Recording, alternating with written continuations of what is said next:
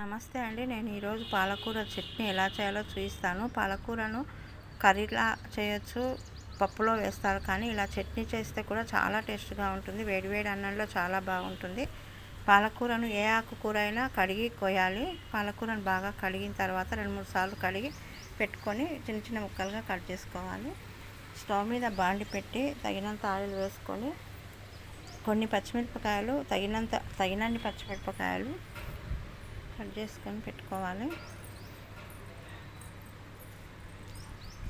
Oil బాగా వేడైన తర్వాత ఈ పచ్చిమిరపకాయలని ఆయిల్లో వేసుకొని ఆయిల్లోనే కొంచెం సేపు వేగనివ్వాలి.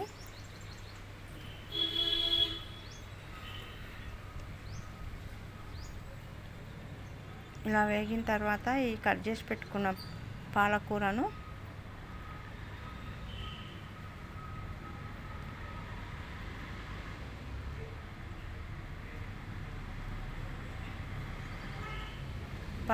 వేసి బాగా కలుపుకోవాలి. ఈ వాటరే సరిపోతుంది, పాలకూరలో ఉన్న వాటరే సరిపోతుంది కాబట్టి బాగా మంట మీడియం ఫ్లేమ్లో పెట్టి కలిపి పెట్టుకోవాలి. ఈ పాలకూర చట్నీకి చింతపండు వేస్తే చాలా బాగుంటుంది కాబట్టి చింతపండును కొంచెం నానబెట్టుకోవాలి. తర్వాత వెల్లుల్లి రెబ్బలు, కొన్ని జీలకర్ర మెంతుల పొడి వేసుకొని కలుపుకోవాలి. కొంచెం ధనియాల పొడి.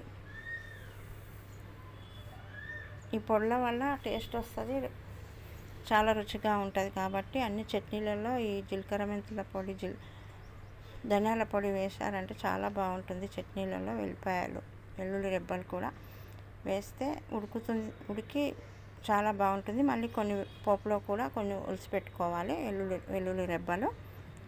అలాగే కొంచెం పసుపు వేసుకొని కలిపి వాటర్ అంతా పోయే వరకు చాలాసేపు ఆయిల్లోనే మగ్గనివ్వాలి.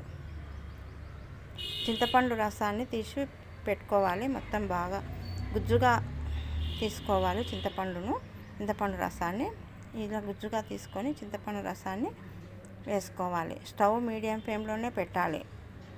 మీడియం ఫ్లేమ్లో పెట్టి ఈ చింతపండు రసం వేసుకున్న తర్వాత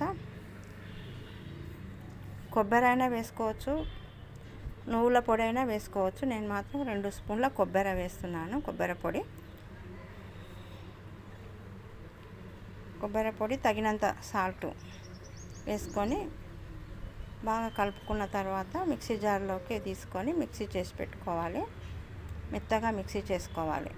మిక్సీ చేసుకొని మిక్సీ జార్లో నుంచి మళ్ళీ ఇంకొక బౌల్లోకి తీసుకోవాలి. ఈ పాలకూర పిల్లలకు చాలా మంచిది. ఆ వేడివేడి అన్నంలో కూడా చాలా టేస్ట్గా ఉంటుంది కాబట్టి అప్పుడప్పుడు పిల్లలకు చేసి పెట్టాలి. పెద్దలకైనా చాలా రుచిగా ఉంటుంది కాబట్టి స్టవ్ మీద చిన్న బాండి పెట్టి పోపుకు తగినంత ఆయిల్ వేసుకొని జీలకర్ర, ఆవాలు, కొన్ని వెల్లుల్లి రెబ్బలు కట్ చేసుకున్నవి, అలాగే శనగపప్పు, మినపప్పు, ఎండుమిరపకాయలు వేసి దోరగా వేగిన తర్వాత కరివేపాకు కడిగి పెట్టుకొని కరివేపాకును కూడా కొంచెం దోరగా అయిన తర్వాత స్టవ్ ఆఫ్ చేసుకొని కరివేపాకు వేసుకోవాలి.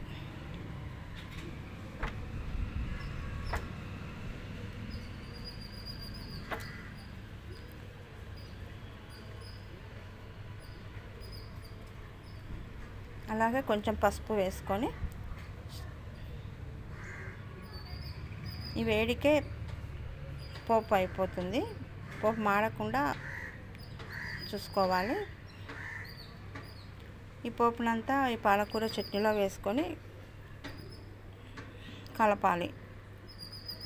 అంతా కలిసే వరకు బాగా కలుపుకొని వేడివేడి అన్నంలో తింటే చాలా టేస్ట్గా ఉంటుంది. మీరు కూడా ఇలా ట్రై చేసుకుంటారని అనుకుంటున్నాను. థ్యాంక్ యూ అండి. ఈ వీడియో మీకు నచ్చినట్లయితే లైక్ చేయండి, షేర్ చేయండి, సబ్స్క్రైబ్ చేయండి. చాలా టేస్ట్గా ఉంటుంది ఈ పాలకూర చట్నీ.